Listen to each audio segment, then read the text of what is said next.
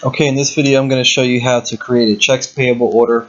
The purpose of this form is to advise the manager in the office who has the authority to write checks. It's going to advise him to go ahead and write a check to one or more of our employees, generally for the purpose of payroll. So we'll begin with this top portion here, and the date is going to be today's date. That's the date on which the form is being created. Prepared by is going to be your name. You're the person preparing the form. Assigned to, this is going to be assigned to Brian Green, who is the person who's going to be writing the checks. The next portion here, this is going to be the information of the actual checks for Brian to use to confirm. In order to fill this out, we'll need to go ahead and go over to Xero and write the actual checks in Xero. So we click Accounts, Checks, and then Spend Money. We're going to use Chase Checking. That's our account that we use to write checks for payroll.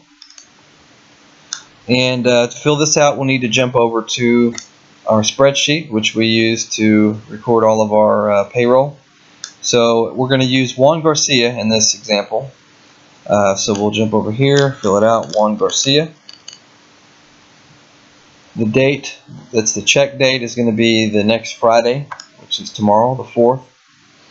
And then we'll begin filling out this. We have quantity of 1, unit price $11.16.31. For the account for Juan Garcia, he's a subcontractor. He's part of the field team, so we'll select that. And if there were any deductions or reimbursements, we would fill out this as appropriate. But in this case, for Juan, there is nothing else, so we click Save. And for the check number, before we confirm this, we're going to go back over to the previous checks payable order, which Brian received, filled out, signed, and returned, just to confirm the next check number in line.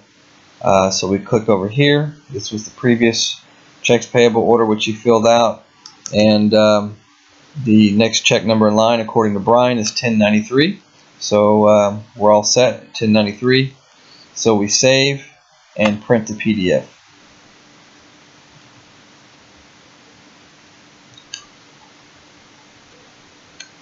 Okay. So we've created the check here. So then we can go over here to the checks payable order, payable to,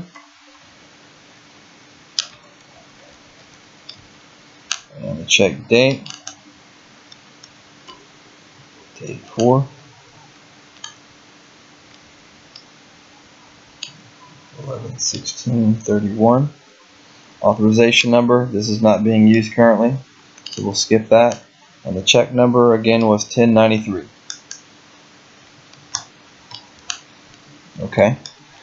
This field here will be used by Brian if he needs to, if he made a mistake and accidentally printed the wrong check number on the wrong check, he would fill this out, send it back to us with any corrections. And if there were corrections that needed to be made, we would need to go back over to Xero, edit this particular transaction, and change it to the correct check number according to Brian. But we won't know that until he's filled it out and returned it.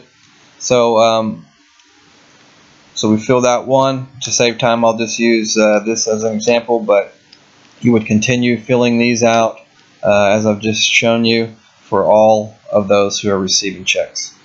And at that point, you would take all of the Xero checks that you've created, the PDFs that you've saved, attach those to an email along with this. You would print this to PDF. You would send this PDF form to Brian as well as all the checks.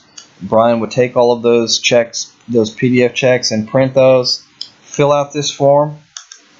He would write the next check number in line. He would make any notes here, and he needs to affirm and sign and date and send it back to you in order to confirm that this order was fulfilled properly. So that's all we have for this form here. Hope this helps.